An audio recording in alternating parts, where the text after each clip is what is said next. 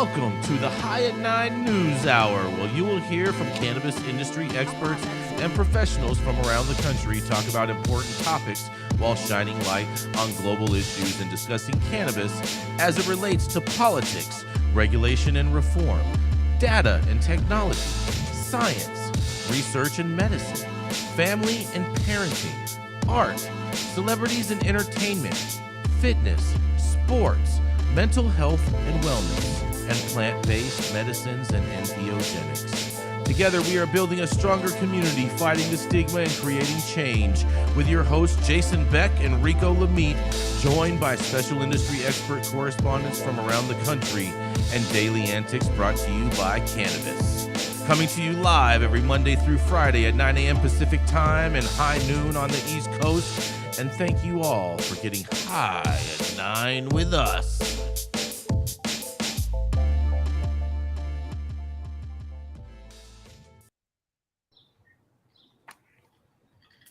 Oh, yeah. What up, Jason Beck? Oh, good morning. What up, High 9 team? What's happening, y'all?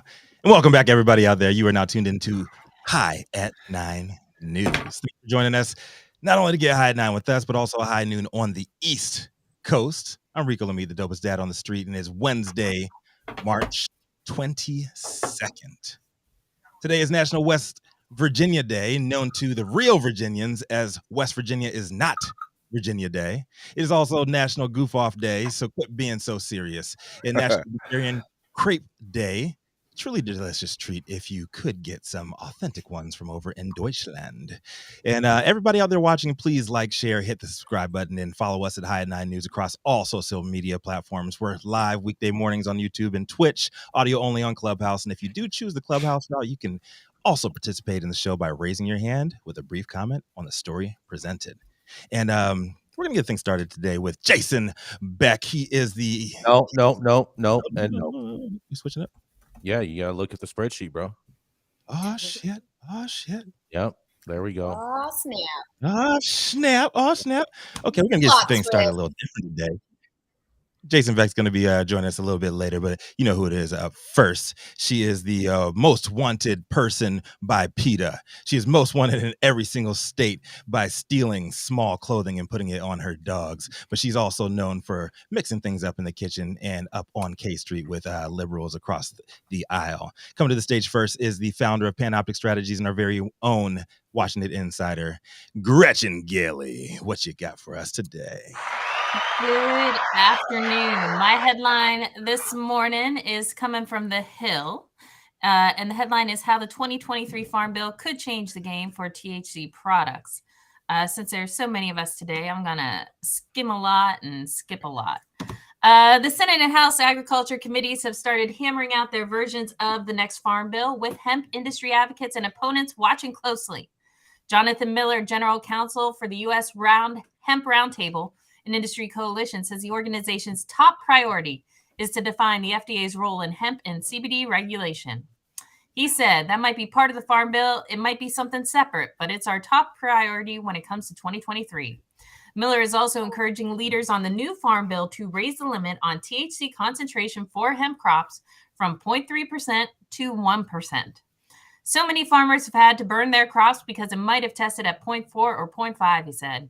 Scott Chipman, Vice President of Americans Against Legalizing Marijuana, is hoping lawmakers will use the 2023 Farm Bill to move in the opposite direction. Chipman said his organization is warning lawmakers of the harms and loopholes presented by the 2018 legislation and urging them to declare illegal any product without FDA approval containing THC.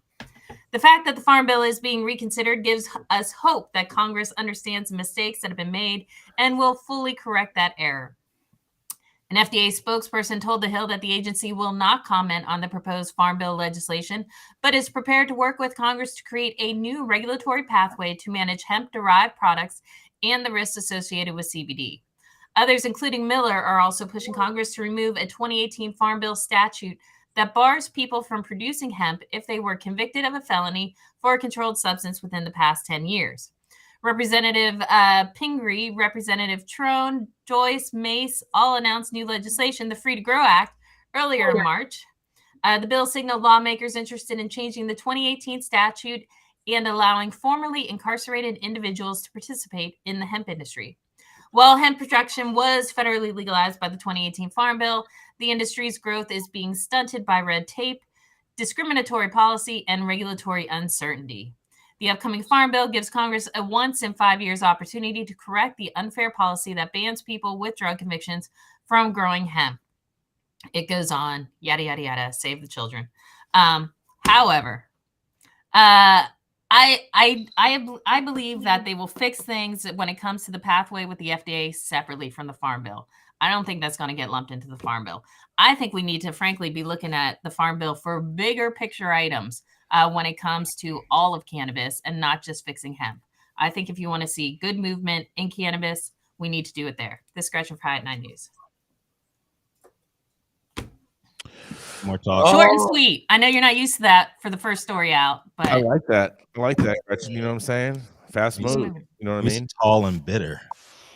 Yeah. I mean, so it doesn't sound like they're really going to get much out of this new Farm Bill 2.0. Dude, what are you talking about? The Farm Bill's not up till September. How are you even saying that?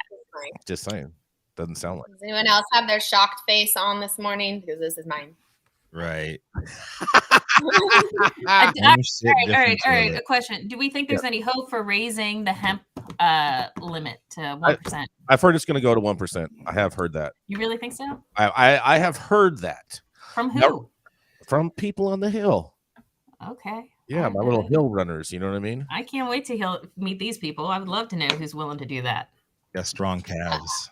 Just saying. You know, we run uphill generally, as opposed to downhill. That's all right. The numbers are going Apparently, up. No one cares about this story. Move along. I care about this story. I think it's interesting because it's going to help all the people that have all that hot hemp be able to actually still get it through and turn it into something. Oh, like allegedly marijuana Mitch McConnell and your boy Rand Paul, huh? Well, I mean, Rand Paul would be all the way for raising that limit. I'm pretty sure Mitch McConnell is not going to be for it. Well, and I don't know about that because good old Mitch, and I don't know if he's just doing a usual Kentucky two-step, but one of the quotes that I left out from this story because in time had to do with Mitch McConnell, who was speaking to folks in Kentucky who was saying that the problems with cannabis is from the FDA. So Mitch is not saying, oh, down with cannabis. He's saying down with the FDA. They got to work their shit out. Hey, I can agree with Mitch on that. Down with the FDA. Yeah, man. Down. Yeah, marijuana Mitch. Down like marijuana. I think there's going to be a lot of pressure on the FDA to pull their shit together this year. I really do. Let me tell you something. If you're expecting the FDA to pull anything together other than their pocketbooks, I think Mitch McConnell needs to get some hemp-derived CBD ointment for those ribs. I think Congress is going to put pressure onto the FDA to do something. They've passed legislation already telling them to do stuff. They haven't done it. I think they're willing to pretend to slap them around. I think it's going to happen. Pretend to slap them around. Well, that's how it works in Washington. You pretend, oh, you've been bad, blah, blah, blah. And then behind the scenes, you pat them on the butt. That's how it goes. So, like a little public spanking, and then you give them the little, make sure it's with an open palm and not a cupped hand. All right. I don't have the rundown in front of me, but I would say either it's time for an ad or you're right. The dopest dad on the street. It's time for an ad. That's right. Adam, let's run a little commercial. We're going to be right back. Slap that ass. How's it going, guys? Saman Razani coming to you from Green Street here with Jason Beck, smoking on the best weed in the world. Did you know that we have an audio-only version of our podcast available on Apple, Google, Amazon, iHeartRadio, and Spotify? Tune in now and check it out.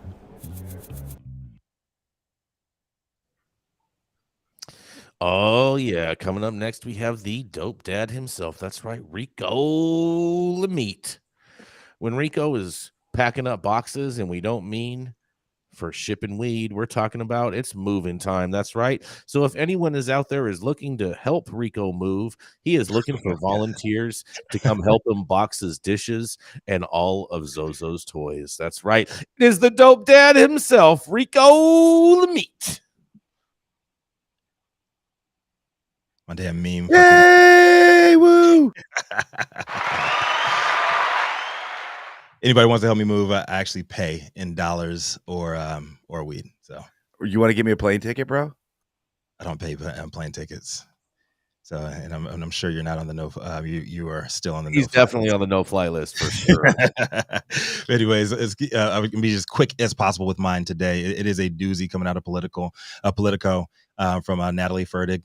And my question to everybody: is the Chinese Communist Party the primary funder of the illicit market in American cannabis? So, given today's geopolitical climate, it's a question guaranteed to generate more questions than answers. Two words that can broadly describe international politics in 2022: rough and redefining. The rough parts: Russian invasion of Ukraine and the China-Taiwan crisis that we see going on, continuing now. The redefining part was the United States finally acknowledging China as its true superpower rival. Last October, the Biden administration issued its second national security strategy, declaring the post-Cold War era officially over. But it also identified China as its current most important security challenge, making China a new boogeyman to replace a declining Russia. Before I continue, I think it's important to acknowledge the national security strategy's sketchy roots before blindly following another U.S. government-sourced propaganda piece designed to drive more of our tax dollars into the military-industrial complex, all in the name of keeping Americans quote-unquote safe. The United States National Security Strategy, or NSS, is a document prepared to be annually delivered by the sitting executive branch, outlining pressing national security concerns and how the sitting administration plans to deal with them. It was a byproduct of the Goldwater-Nichols Department of Defense Reorganization Act of October 4th, 1986, signed into law by none other than Ronald Reagan. The act completely overhauled the U.S. military command structure, with the most significant changes to the U.S. Department of Defense since established in the National Security Act of 1947. Note the dates. Basically making the sitting U.S. president and joint chiefs of staff the two most powerful people in the world. Basically, the NSS is an annually updated Cliff's Notes for U.S. government propaganda to look out for in the following year. Have you guys noticed a major uptick in media coverage of escalating U.S.-China tensions from late last year until now? I know I have. Today's story falls right into that category, offering more open leads and follow-up questions and actual answers as to where all the money being poured into an estimated 75% of the $100 billion U.S. cannabis industry is coming from. Military experts and historians say the recent shift to a U.S.-Chinese bipolar power structure will shape a new world order. I'm not sure what the fuck that even means, but I guarantee it's scary enough for a few people at least to buy more guns. Several decades of Chinese economic and military growth has effectively closed the gap between it and the United States. Mexican cartels have a long history of illegally importing, growing, and redistributing cannabis in the U.S., but with multiple Western states seeing an increase of Chinese workers and funding at unlicensed cultivation operations, folks are beginning to connect new dots. The California DCC says Chinese investors, owners, and workers have emerged in recent years as a new source of funding and labor for illegal marijuana production. In Natalie Ferdig's Politico piece, she cited interviews with state law enforcement officials, quote-unquote experts on the international drug trade, economists, and lawmakers as reliable sources. Very interesting there. Chinese owners and workers have become a larger presence at illegal grows in Oklahoma, California, and Oregon, they say. In Oklahoma, close to 3,000 of the state's nearly 7,000 licensed marijuana farms have been flagged for suspicious activity by law enforcement over the last year. Those operations are now being investigated for obtaining their licenses fraudulently and or for selling into the illicit market, according to Mark Woodward, a spokesperson for the Oklahoma Bureau of Narcotics. The agency believes 2,000 of those farms have a Chinese connection, supplying workers, funding, or both. Of the more than 800 farms the OBN has shut down in the last 2 years for operating illegally, roughly 75% are linked to China. There was no evidence produced in there. I would comfortably say over 600 of those we've linked to Chinese investors, Chinese organized crime, some sort of nexus back to China. And I'm going to stop right there and summarize the rest. The PASS Act is a bipartisan bill co-sponsored by Dave Joyce and a bunch of Republicans, using the same playbook the U.S. government has for generations to demonize and ramp up enforcement of non-white operators in the U.S. economy. Hiding behind the tried and true guises of protecting the children and keeping our weed pesticide and fentanyl free, because that happens everywhere else. They say that the PASS Act would put more scrutiny on Chinese ownership on farms and help thwart the illicit cannabis problem. It is specifically limit the ability of investors or owners from China, Russia, North Korea, and Iran to acquire American agricultural land and agribusinesses. It would also require Chinese investors or owners interested in purchasing the agricultural land or other agribusinesses to prove that they are not linked to the Chinese Communist Party. The CCP is involved in everything illegal and illegal coming out of China, so they obviously just don't want any kind of business relationship with Chinese, illegal or not. Republican co-sponsor Senator John Tester knows that signing the PASS Act into law would further encroach upon civil American freedoms and lead the nation into deeper division in the long run, similar to Bush II passing the Patriot Act. But he also knows anything is possible in America with enough noise and money behind it, or he would not have provided this closing quote. Look, it's not going to be easy to enforce, but it can be enforced. Verdict's Politico piece is an interesting read, but disappointingly, is a very disappointing one as a activist or as an advocate. And from my point of view, is the trap currently funded by Chinese government connected gangsters? Probably.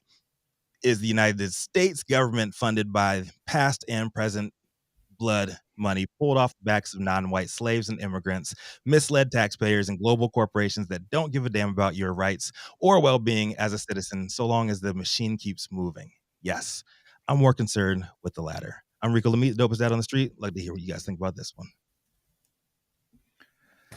Oh man, Rico, did you happen to catch Laura Ingram's show last night? Because she was covering this. What did Laura have to say? I will never ever give. That was the best question, dude. Hey Rico, were you watching old Lawrence Welk videos last night, bro? Last I heard, she was telling Ron James shut up and dribble. Oh man, so. it was interesting. She was covering this, and she was talking. It was mainly talking about Chinese cultivations in Oklahoma and their influence on the illicit market. I thought you were about to say Oakland, dude. And I was gonna be like, there's a bunch of fucking government propaganda. This is nothing but a propaganda piece, and you're gonna see more and more about that. I don't know Rico, you should come to Oakland, bro. I can take you to a couple 4,000 lighters. I'm not saying that the shit ain't happening. Like I said at the beginning, at the end, is Chinese gangsters running a lot of the shit? Maybe they're running all the U.S. government. This is what I'm saying. They're trying to get us to rally around this shit so we can fucking support another fucking war. We're being pushed into fucking war. There's a bunch of propaganda pushing us against fucking China. Like China is not really doing much different is last year or the year before then or the year before then. All right. This is propaganda. Time out. Just one key fact, an actual fact. China is the #1 producer of hemp.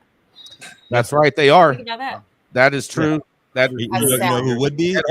If they took away all the hurdles? America. If they stopped trying to fucking control everything we fucking do, we would be leader in all of that shit. Yeah. Well, true. I don't know if I believe that. Isn't Canada a bunch of fucking bullshit? I'm sorry. I would love someone to tell me if I'm wrong or not. Isn't Canada number two in hemp? I don't know about that. America. I don't know. I don't know about all that. I think you might have to Google that, Gretchen. I do know that China's #1. I do know China's #1. I'm with you. Canada and Romania. I think it's this story again, Rico. I think is interesting. I'm not going to jump up and down and say it's propaganda because I know Natalie and that she is a good journalist. So I'm not going to go as far as propaganda. It's definitely not. I didn't say she wasn't a good journalist. Well, when you tell someone they're putting out propaganda all she did was she got nothing but quotes from law enforcement, from quote unquote experts on the international drug trade. You want a quote from Stizzy? Hey man, don't go there. I mean, law enforcement in the Bay has been targeting Chinese run illegal grows, and a lot of them are being staffed by illegal aliens. Yeah, I don't really have an official position on that part, but I do know that since they've been hammering on these grows that have been growing shitty ass weed, the price of indoors has been going up in the Bay. So overall, it's good news. It is. Yeah. Oh, here we go, guys. We got Stephen Elliott. What do you have to say about this, Stephen?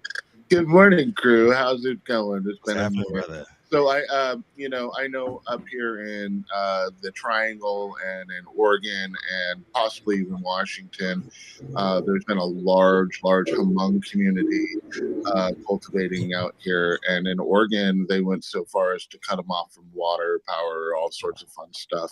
So they are very prejudiced towards any Asian cultivators. So yeah, no, it's not propaganda. It's definitely true, unfortunately. But yeah, hey, this is what happens when you quote unquote legalize something. What do y'all got to say about that? Yep.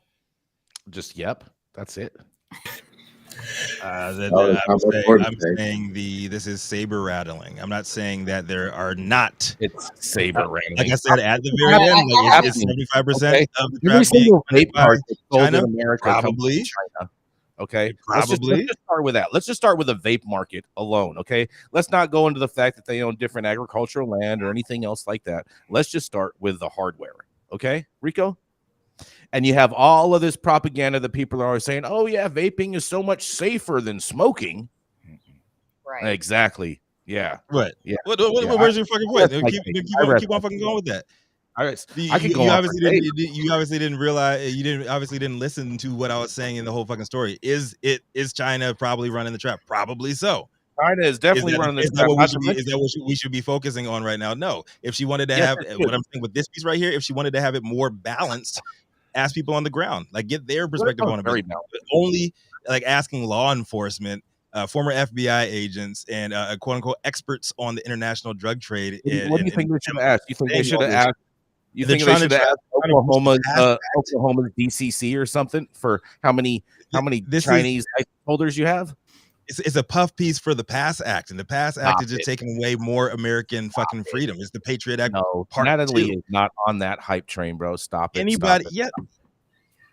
I just have one in this thought. article. Yes, she is. Go for it, Adelia. Go for it, Adelia. No, just by like hearing the article and kind of skimming it through more, it just seems like another reason that they want tighter regulations and oversight in the industry. That's it. We know that doesn't work. We know that causes more. Yeah, there's a lot of truth there. There's a lot of truth there. But you sprinkle a little propaganda, and like you said, like the Patriot Act, it just opens the door for overreach, and that's where we need to be careful. I'm not buying that there's any propaganda in this, but we gotta go to the next story. We got a lot of people here today. You up next, Jason? I am up next. Do you want me to just start here? I'm just going to go into it, you guys. Come on to the stage. Jason Beck. The cannabis industry's longest continuously operating retailer, our very own Jason Beck. And what else is he? He is also the West Hollywood's president of cannabis tourism and an unwavering supporter of 45. Amazing politicians that all care about America. 45. Donald J. Trump. What you got for us today, Jason? Yes. Oh, yeah, Rico. Here we go, bro. All right. So we just talked about Chinese influencing cannabis, and we're going to go right to where Laura Ingraham was talking about last night in regards to that same thing. That's right. The great old state where everything may not be okay in Oklahoma because state legislators cracking down on illegal marijuana grows. That's right. Oklahoma's attorney general is applauding lawmakers' work to crack down on illegal marijuana grow operations. Currently, there are 3 bills going through the legislature, 1 in the House and 2 in the Senate. Since the state passed medical marijuana back in 2018, an explosion of dispensaries and grows have popped up everywhere. And while most are legitimate, there are still hundreds that slip through the cracks. And state legislators tell 2 News that these 3 bills are meant to stop those illegal operations. AG Gentner Drummond said medical marijuana has become a Trojan horse for illegal activity ranging from sex and human trafficking and distribution of deadly drugs like fentanyl, which comes from China. The Oklahoma Bureau of Narcotics and Dangerous Drugs Control estimates nearly half of the grow operations are illegal. But for the illegal operators, how will these bills affect production? For right now, in a quote, for right now, where we're at, I think it's necessary. There absolutely has to be a crackdown on oversaturation, said marijuana grower Josh Riddle. Riddle works for a grow out of Oklahoma City. He said these bills could help bring the competitiveness back into the industry with legal grows. Well, I'd say once you have more grows, that's more competitive, but okay. In a quote, if I've got $25,000 in a cost a month and you don't because you're backdooring or black marketing or, you know, skirting the line where it looks like you're doing the right thing, but you're not.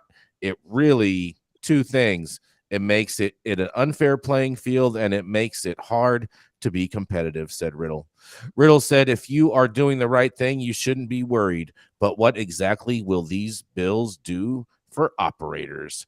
House Bill 2095 gives all enforcement agencies the power to conduct unannounced on-site inspections with reasonable suspicion.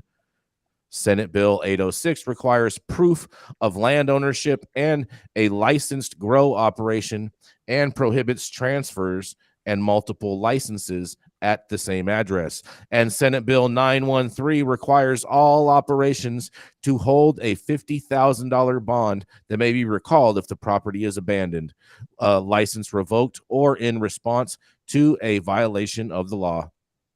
Riddle said, in this case, the government oversight is needed, and he said the Oklahoma Medical Marijuana Authority needs to come up with better ways to not only regulate but enforce the laws. He said there will be growing pains, but in the long run, Oklahomans are getting the medication they need at a decent price. There just needs to be more oversight.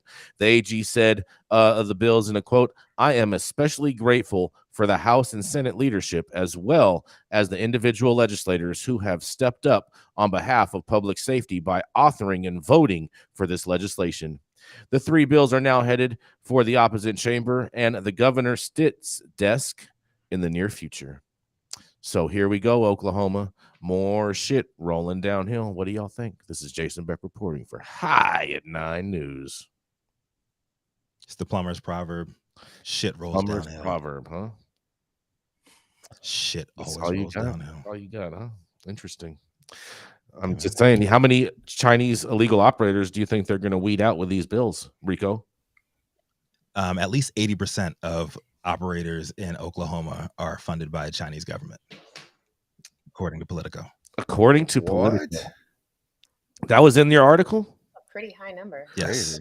80% of 80%. grows are funded by the Chinese in Oklahoma. Wow. So 80% of the illegal grows are funded. The illegal grows in Oklahoma are funded by this or connected to the CCP, and they didn't offer any Not other all grows, evidence. just No, the illegal ones. no, nothing. They said 80% of all the illegal activity. That's a really high number, bro. Yeah, it is. Exactly. It's propaganda. Especially if they're running in. This is why you get more information from just law enforcement on this shit. Yeah. So you're saying you don't think law enforcement knows what they're talking about when they're giving quotes? I'm saying get more than one perspective than a bunch of people who are known to lie to the people. Yeah. Yeah. This is like when law where are you coming enforcement up with tries this to number, Rico? Yeah. This is like when law enforcement tries to estimate the street value of whatever. Yeah, exactly. I want to know where's the 80% come from. Where'd you get the number? Everyone's asking this, Rico. Open my Politico article. I'm looking at it. I went through all those fucking numbers in there. Look at this. All right. When it comes to the dude from the OBN. I'm looking at the OBN. Oh, look, Gretchen's verifying. Come on with it. I'm looking. I don't see an 80, number one. Maybe they spelled it out. The agency believes 2,000 of those farms have a Chinese connection, supplying workers, funding, or both. Of the more than 800 farms the OBN has shut down in the last 2 years for operating illegally, Woodward said roughly 75% are linked to China. Crazy. I would comfortably say over 600 of those we've linked to Chinese investors and Chinese organized crime, some sort of nexus back to China. Yep. Okay, so you think the man's lying? I don't think he's lying. I'm saying, where's the fucking proof? You just putting up these fucking numbers. Where's the fucking where's the You basis know where the of those proof numbers? lives, Where's the Rico, proof in of the pudding, son. Yeah. All right. Okay, pudding. Yeah. I say it's halftime. Okay. Let's stop rehashing Yeah, we gotta this go to a bullshit. commercial. Let's Man, go. Wrap it up. Chinese are taking over the Yeah, weed I'm right. home. Backpedal Wow. some more, I Republicans. ain't backpedaling. They You know I'm said 80. backpedaling. You are Yeah. conflating Yeah, you're the one- numbers, you're the which one that- liberals like to do. You're the one that's Flippity exaggerating Let me on just the add numbers. a little 5% in Yep. there. Oh, flippity flappity. All of a Thinking sudden, we're that's just only gonna a believe you 70% because you're difference. cute. Nope. Move along. I'm with you, Next. Gretchen. Rico is definitely trying to mute some Mhm. stuff. Yeah. Yeah. This Let's put is on how some the of this Slade. slippery slope begins. Yep. All right. Mr. Backpedaler himself. yeah. I gotta go. Keeping up to date on the evolving policies of relevant state, local, and federal governments is key to success. When the future of your business is at stake, you need representation as dedicated as you are. With a maze of laws and regulations surrounding cannabis, hemp, and psychedelics, knowing where to begin can be a challenge. Good thing the law offices of Omar Figueroa features a skilled, highly focused team ready to guide you through it all. They're accepting new clients in California and New York. So make sure you check them out at info@omarfigueroa.com.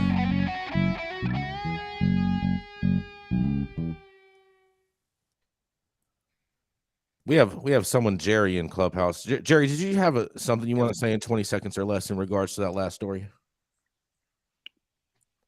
No, not to the last story. I had a question about posting cannabis online. Do you have any research? Oh yeah, we do not do that. Go ahead and send us an inquiry to our Email website. us. Yeah, email us on our website, Jerry, hi@9news.com, please, and we can help you out there. But here we go. Oh boy. Where'd you go? There you are. The thoughts and opinions and general overall shade thrown on High at 9 News are those of the individual speakers, not those of High at 9 News, its audience, or its advertisers. The statements made do not constitute medical, legal, or financial advice, and for advice tailored to your specific situation, please consult with a licensed professional. If you're an easily offended person, the show is probably not for you, and maybe you should go and buy some Chinese weed. Control Tower from Highly Educated has perfected the dab. Utilizing the concept of thin film evaporation, you can waste none of it and taste all of it. The micro texture of the SE pillar increases nucleation at elevated temperatures. And with the tower propelling at 2,600 RPMs, it's certainly the most efficient dab experience to date. The Control Tower from Highly Educated. Up next, she is the CMO of Event High and the co-host of and founder of the revolutionary Professional Women in Cannabis Networking Brunch series, Blunt Brunch. Coming up next, y'all know who it is, AdeliaCarillo. Good morning, good afternoon, everyone. Today's article is called Certain Marijuana Products Under Voluntary Recall in Arizona Due to Potential Contamination. So health officials in Arizona have announced that several cannabis products in the state are being recalled due to possible contamination with a fungus known as Aspergillus. According to officials with the Arizona Department of Health Services, the recall is voluntary and is being undertaken out of an abundance of caution. The affected products are of the plant and trim category and include Source One Meds Muddy Waters, Nature's Wonder Mango Sunrise, Potent Planet Blood Oath, Deep Root Farm Jenny Kush, and Deep Root Farm Big Mac. These specific batch numbers of these products are listed on the AZDHS's news release. And for those that are curious about Aspergillus, it is a type of fungus that exists both indoors and outdoors. While most strains of these molds are harmless, a few can cause serious illnesses when people with weakened immune systems, such as underlying lung disease or asthma, inhale their fungal spores.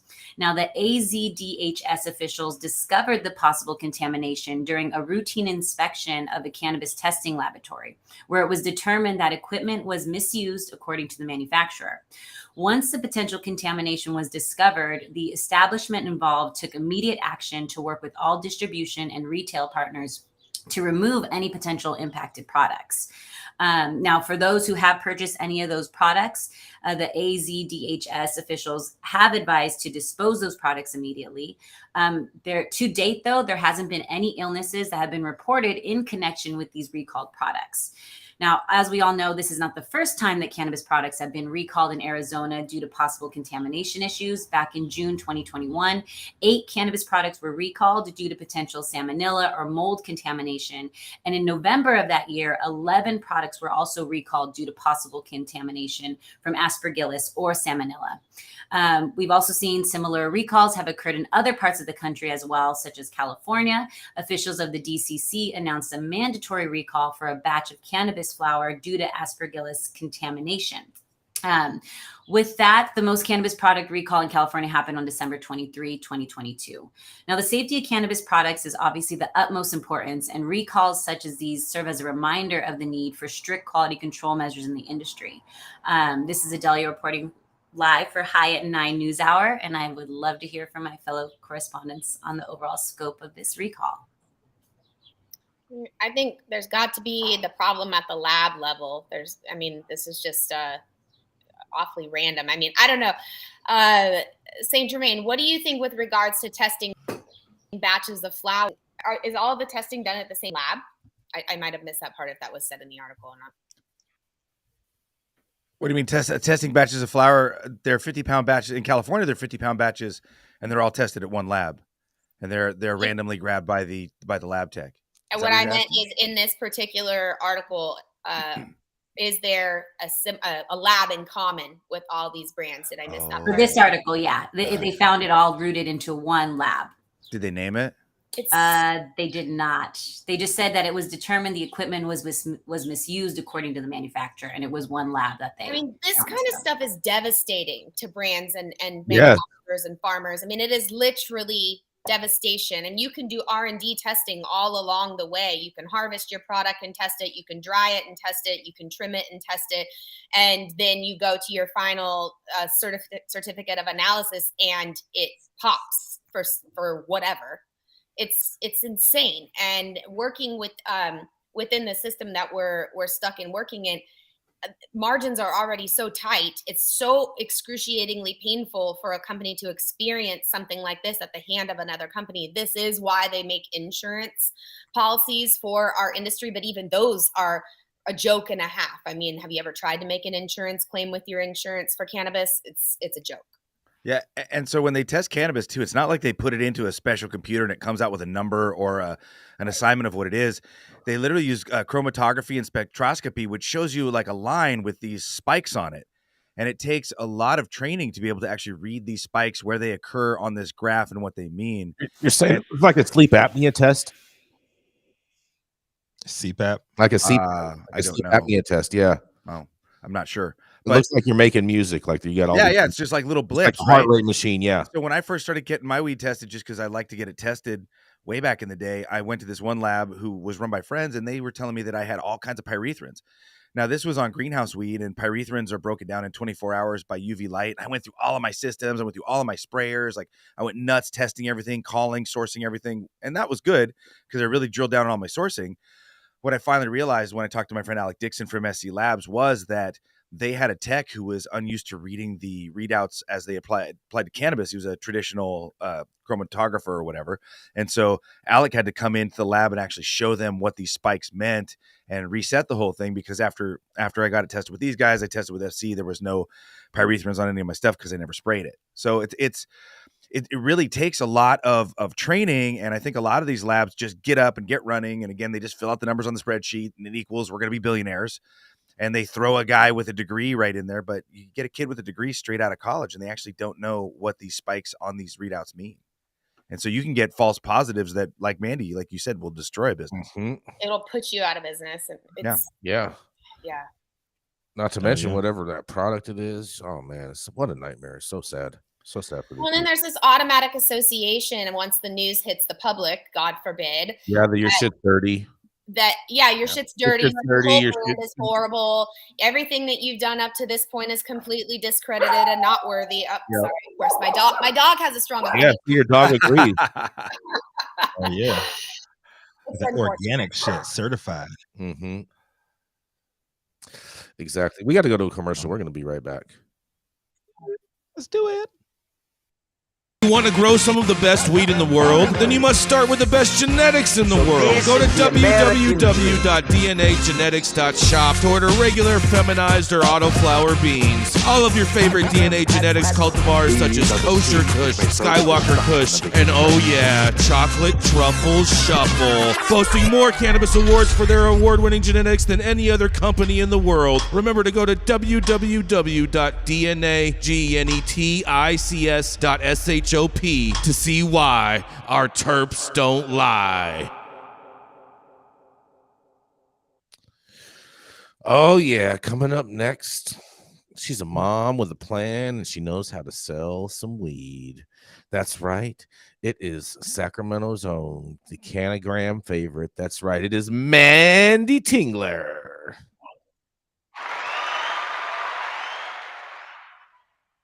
You're on mute. I hate when I'm trying to be a good correspondent and mute for everything, and then I forget to unmute and look stupid. Sorry. Anyway, here we go, guys. Today's article is something that's a very hot topic in my world these days. Figuring out how medical cannabis is not really being considered to be covered by medical insurance yet. There's a lot of discussion that needs to be had here. And this article comes out of Pennsylvania Commonwealth. The court rules that workers' comp should cover medical marijuana costs. It says in Harrisburg, Commonwealth Court has ruled that workers' compensation should cover the cost of medical marijuana for treatment of injuries suffered on the job. The court on Friday handed down 2 decisions in cases brought by workers who were hurt on the job and were initially prescribed opioids for treatment. But in both cases, the workers sought to get their costs of medical marijuana covered by workers' compensation, asserting that the marijuana has been more effective in treating their pain. Winston, sorry, he really cares about this. In Teresa L. Fegley as executrix of the estate of Paul Sheets versus Firestone Tire and Rubber, a workers' compensation appeal board. Sheets had been injured at work in 1977, according to the opinion written by Judge Ann Covey. He underwent 2 back surgeries, and over the years, he treated his pain with opioids and narcotics. In 2019, at the recommendation of his doctor, he began using medical marijuana to deal with his back pain in the hope of eliminating the need for opiates and narcotics that he had been taking for approximately 30 years. Medical marijuana afforded claimant pain relief and reduced his need for the opiates and narcotics, according to Judge Covey's opinion. She added that Sheets also reported that taking medical marijuana apparently provided psychological benefits in 2019. He began seeking to have the cost of his medical marijuana covered by his workers' comp. Sheets died before the court made its decision, and his estate continued the case. In the case of Edward Apple versus GWC Warranty Corporation, Mr. Apple was injured at work in 2006 and was prescribed opioids for the pain. He obtained a medical marijuana card in April of 2018, and by September of that year, he weaned himself off of all opioid medication, despite suffering a tremendous amount of withdrawals during that process, according to a separate opinion also written by Judge Covey. In October 2018, he sought to get workers' compensation to cover the costs of his medical marijuana. In both cases, their claims were denied, and the appeals board upheld those denials, but Commonwealth Court decisions reversed the appeals board. In the decisions, the court concluded that while the medical marijuana law includes language specifically decreeing that insurance companies aren't required to cover the cost of medical marijuana, it also includes language that medical marijuana patients should not be denied any right for lawful use of medical marijuana. As a result, the judges reasoned that, quote, the General Assembly explicitly intended Commonwealth residents suffering from irretractable pain to have the benefit of this therapy, and at the same time chose not to limit claimants from receiving their statutory rights. The judge also decreed that employers are not being ordered to break federal law because they are not being required to pay for the marijuana, but rather they would be reimbursing the patients for their medical costs. Judge Christine Fisano Cannon filed a dissenting opinion arguing that the law's ban on requiring the insurers to cover the cost of medical marijuana should be the deciding factor. Claimants argue that because the WC Act is liberally construed, the MMA should not be interpreted to, God, I can't even talk today. The MMA should not be interpreted to preclude reimbursement that is otherwise required by the WC Act. The most obvious flaw in this argument is that prior to the enactment of the MMA, there was no legal medical marijuana in Pennsylvania, and therefore no reimbursement was required under the act. Judge Fasano Cannon noted that the legislator apparently didn't require insurers to cover medical marijuana because the U.S. Food and Drug Administration had not approved the use of the drug for medical conditions. So guys, this is a really hot topic. This is a very important piece for all of us, especially for people who are really in chronic pain and have been precluded from being able to work due to these things. I'm really interested to see what the rest of you think about it. This is groundbreaking in so many ways. And this is Manndie from High at 9. Thank you for covering this one, Manndie. I think it's fantastic if it goes through and you can get workers' comp for that shit. Hell yeah, and it'll cover that shit. Fuck yeah. This is huge. Yeah, go ahead, please. What I was going to say is that when you sit back and think about, we're probably talking about millions of people in the country who are dealing with chronic pain on a daily basis that don't live in states where they have access to cannabis. But then we have, 30 plus states in the US that do allow some sort of medical access to cannabis. If we're getting a recommendation from a physician, you're going to your clinician and your clinician is saying, this is what my patient needs. The insurance should definitely be taking that into consideration. I don't understand the disconnect here. We've proven over and over that this is medicine. Over and over and over. Every day more comes out about that. Yep. I definitely agree. This is definitely a major step forward for workers' rights and access to effective pain management. That's the reality, Manndie, what you're just saying. Workers on the job shouldn't be denied the right to access this therapy. They're getting it recommended by their doctors. And the truth is the court's decision will help reduce the cost of the opioid addiction and related healthcare expenses tremendously by this. That's all I have to say.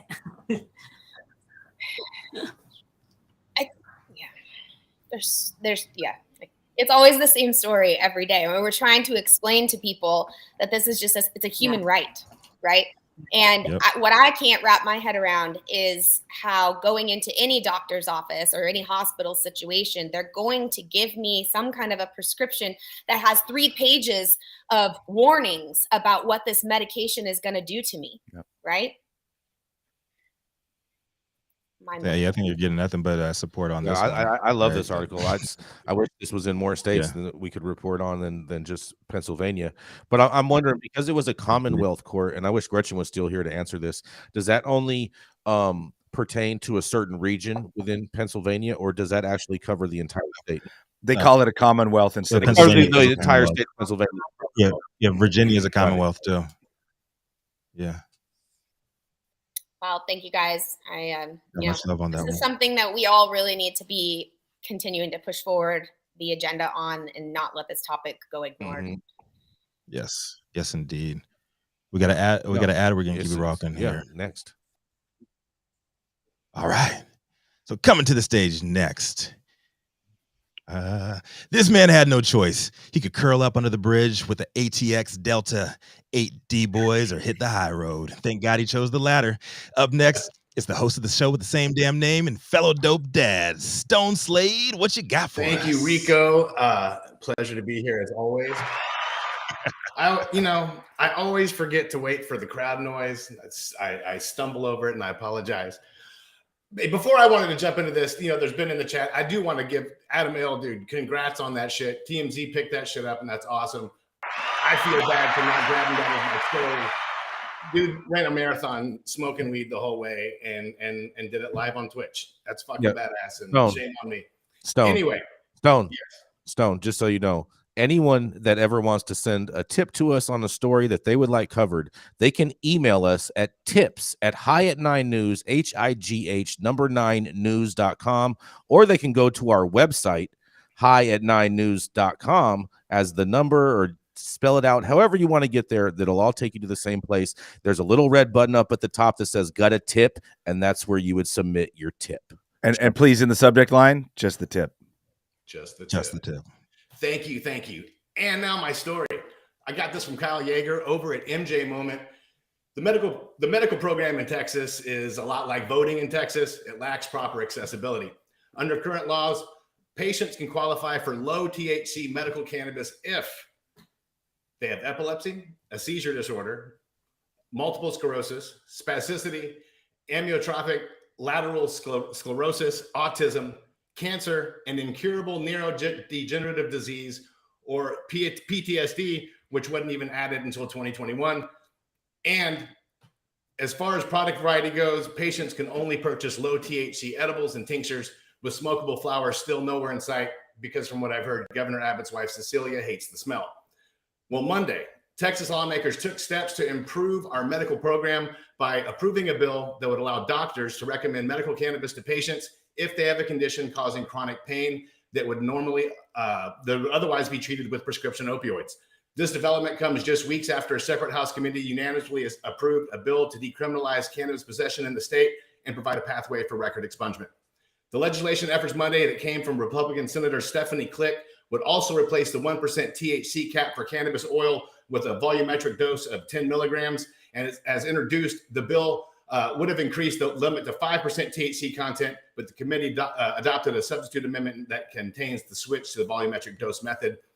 Importantly, the bill further stipulates that regulators at the Department of State Health Services could approve, through rulemaking, additional debilitating medical conditions to qualify patients for the cannabis program. And if enacted, the bill would go ahead and take effect starting this September 1st, 2023. Texas Normal Executive Director Jax James told Marijuana Moment that advocates feel confident that the expansion bill would be approved on the House floor after clearing committee. She said, however, we encourage our fellow Texans to reach out to the representatives in support of this legislation, as well as their senators in expectation of it crossing over. And she said, legislature moves quickly. We must ensure these important changes are codified for Texas patients. Now, while advocates would like to see the conservative legislature enact more holistic medical cannabis legislation or end prohibition altogether, the committee-passed measure does represent a significant expansion, while also recognizing the potential of cannabis as an opioid alternative. And that's important. The text of the substitute amendment, adopted ahead of Monday's panel vote, is not yet available, so it's not immediately clear if there were other substantive changes made to the bill. The revised measure now heads to the Calendars Committee to be scheduled for floor action. Now, Greg Abbott has gone on record saying that he doesn't believe people should be incarcerated for low-level marijuana possession. However, the governor incorrectly suggested just last year that lawmakers have already adopted that policy statewide. And let's not forget that even if it does pass the House, or as other smart cannabis legislation has before, in Texas, it still can be foiled by our Texas Lieutenant Governor Dan Patrick, the Snidely Whiplash of Texas lawmakers. And for those of you unfamiliar with Snidely Whiplash, he was the villain in the old Dudley Do-Right cartoons that always tied the damsel in distress to the train tracks, which is essentially what Dan Patrick, the prohibitionist transplant Texas lawmaker from Baltimore, Maryland, does to Our Lady Mary Jane here in Texas. I'm Stone Slade, reporting for the High at 9 News Hour. So what's the percentage of THC they want to raise this to, Stone? Well, they're dropping that. It was a 1%, and I guess we're going to make it a 5%, but they're changing it to what was the word they used? Can't find it. 5% weed. 5% weed. Nothing it's over 10 milligrams. And no edibles over 10 milligrams. No, they have that. You see, I don't know how that works. They do have edibles over 10 milligrams. If anybody knows the science of how and the legalities of how that is done, I'm not sure.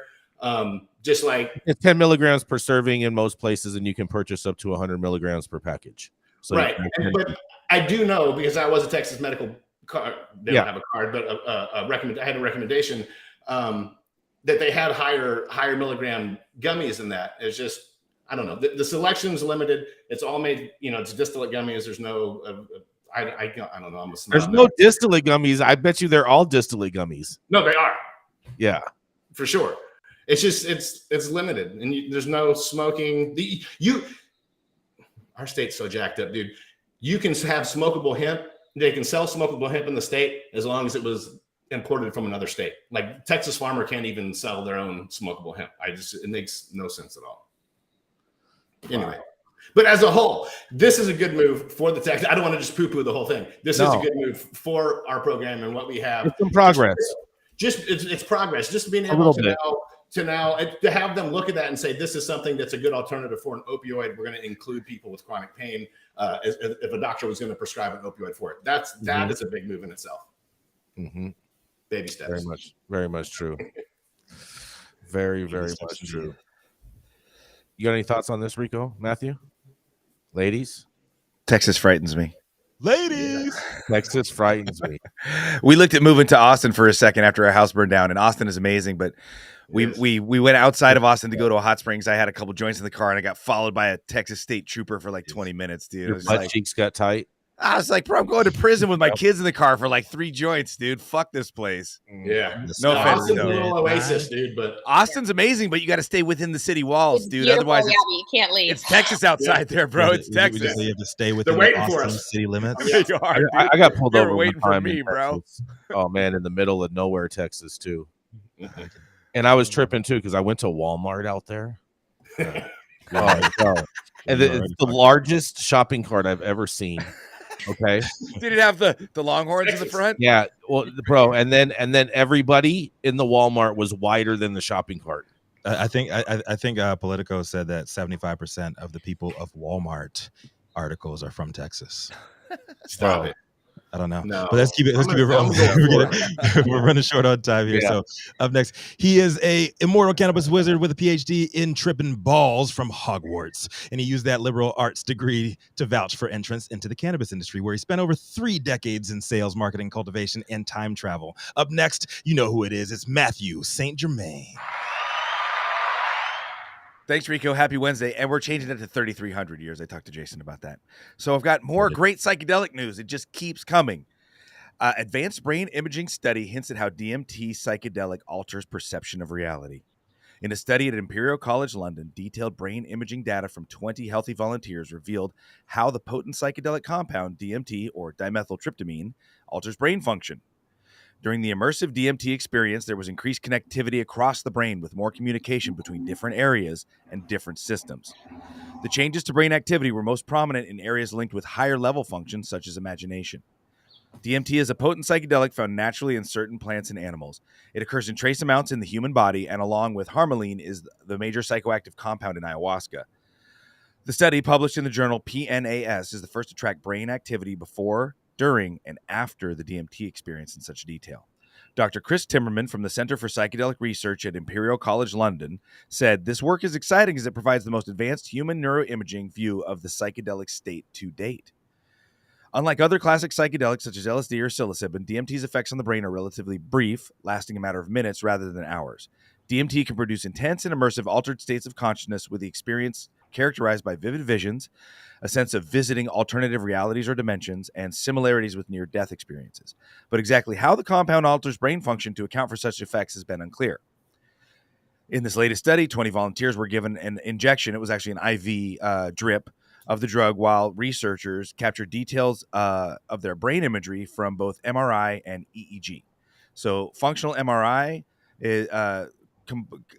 gave them a complete overview of the brain and the blood flow. And then the EEG, they said, gave them a more granular look at all of the brain's activity. So the fMRI scans found changes to activity within between brain regions that normally are separated, that handle different functions. These phenomena turn network disintegration and desegregation and increased global functional connectivity aligned with previous studies with other psychedelics. The changes to activity were most prominent in brain areas linked with higher level human-specific functions, again, such as imaginations. The researchers highlight that while their study is not the first to image the brain under psychedelics, it is the first to combine multiple imaging techniques to study the brain during a highly immersive psychedelic experience. They explain the work provides further evidence of how DMT and psychedelics more generally exert their effects by disrupting high-level brain systems. And I would look at disrupting, we should use the different words for that. Our results revealed that when a volunteer was on DMT, there was a marked downregulation of some of the brain rhythms that would ordinarily be dominant. The brain switched in its mode of functioning to something altogether more anarchic. It will be fascinating to follow up on these insights in the years to come. Psychedelics are proving to be extremely powerful scientific tools for furthering our understanding of how brain activity relates to conscious experience. And I'd like to just summarize a couple of the words they use.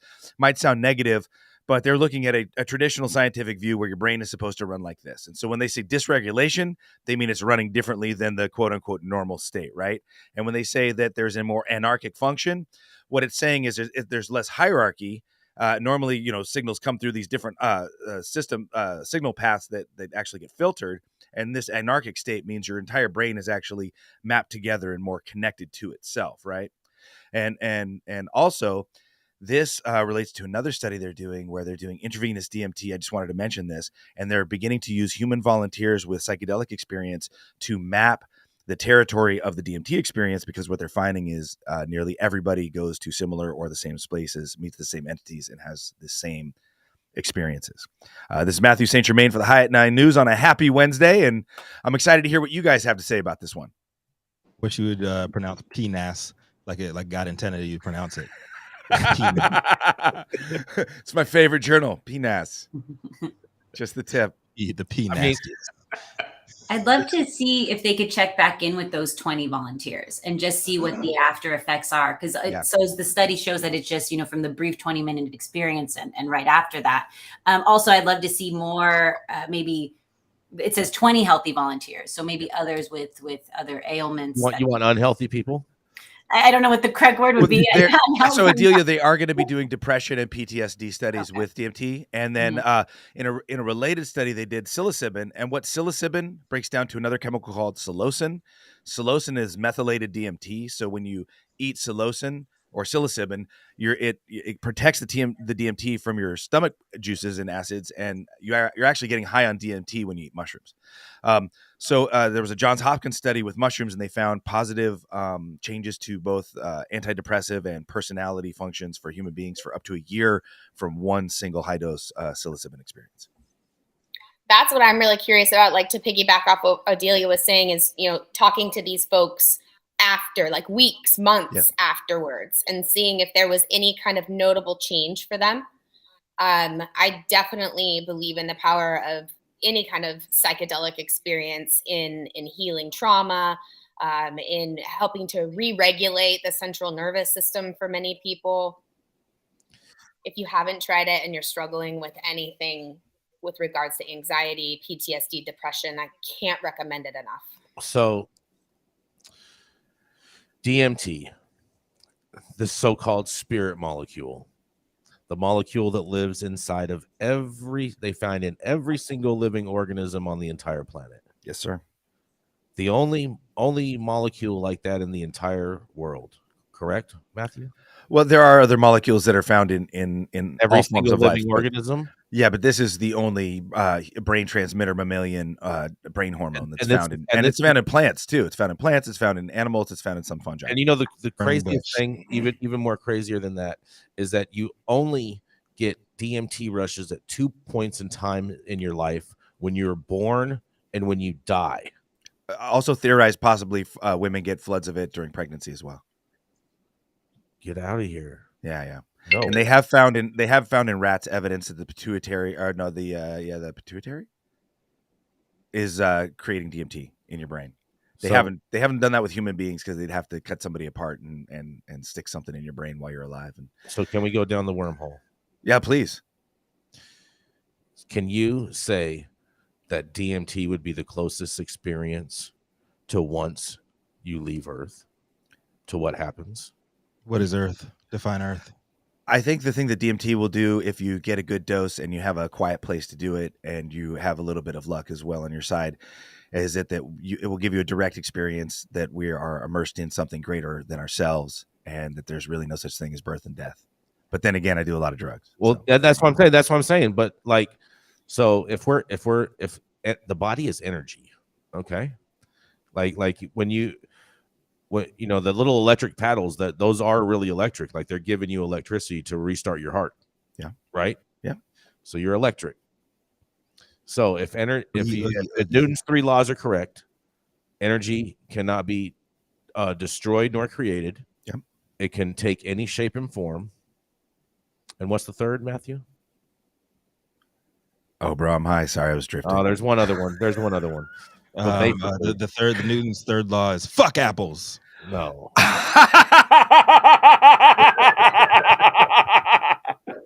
But no, I get what you're saying. Like, this is alternate. Are you saying this is altering your electric hologram, and that's how you're connecting to this? Or No, where are you going with this? I'm just wondering. I'm just asking you a question. I'm very careful with mystical states. So here's how I view life, right? Like, we have this thing called consensual reality. People want to believe in the secret. You can dream your own life and et cetera. But the thing is, there's a collective dream. And that's the dream of every piece of matter and energy and every human consciousness and every animal consciousness, et cetera, right? But then there's our individual experiences. Now, when we come together to try to make sense to each other, like, the only way we can make this show happen is by using things like the scientific method and objective reality. And we can all drill down with using logical exercises that objective reality isn't real, but then, we're never going to get anything done. So I think we have to have a consensus reality where things have to be third party repeatable in order to have Congress with each other and just get shit done. Then we have mystic reality, and our mystic reality is internal, and it's not really I can't really tell you what your mystic reality is. I can only tell you what my experiences are. So I'm just very careful about explaining my experiences on DMT with that type of an overlay, in that I can tell you kind of, I can hint around at what I've seen, but I would never say what it is. Yeah. Well, oh man, I would just say smoke a bunch of DMT, bro. There's no such thing as birth and death, I think. Did these people smoke it, dab it? How did they do it intravenously? Intravenously. Yeah. And so because what happens is, normally DMT is broken down in your stomach by something called monoamine oxidase. It's something that we make. And ayahuasca works because it's got a vine in it that's a monoamine oxidase inhibitor. It keeps your body from making monoamine oxidase, and it's got the DMT from a leaf. So normally if you just eat DMT, your stomach does away with it. That's again how psilocybin, because it's got a methyl group on the DMT molecule, that breaks apart and the DMT gets into your blood system.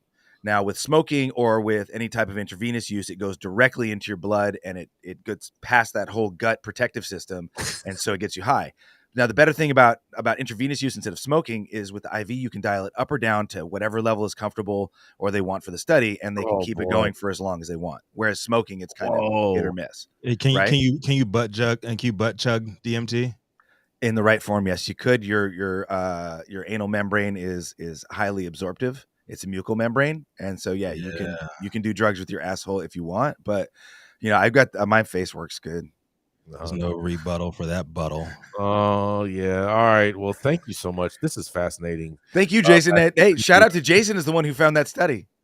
Hey, we find stuff. He's swimming around in the metaverse. Yeah, I needed a cannabis wizard to break it down. Thank you all for getting high at 9 with us every Monday through Friday at 9 a.m. Pacific and high noon on the East Coast. Big thank you to our audience and supporters for always tuning in daily and listening to the insanity that is the developing cannabis industry. Thank you to our haters for still talking about us and always thinking about us, because we have the most immaculate pieces of property rent-free inside of your head. You should come over and have some tea with our pinkies up. Huge thank you, True Classic, iSpire, Wizard Trees, DNA Genetics, LAXCC, and everybody else, highly educated. Thank you all to our correspondents for being truly amazing, and thank you for Cannabis Sativa L for giving us a reason to do all of this and have so much to talk about you about. Thank you to Cloud Media Partners, House of Fuego, Green Street, and of course Zaza Simone Brown holding it down in Clubhouse to create this space in the cannabis universe. Thank you all for tuning in and getting high at 9 with us. It's America's #1 daily cannabis news show.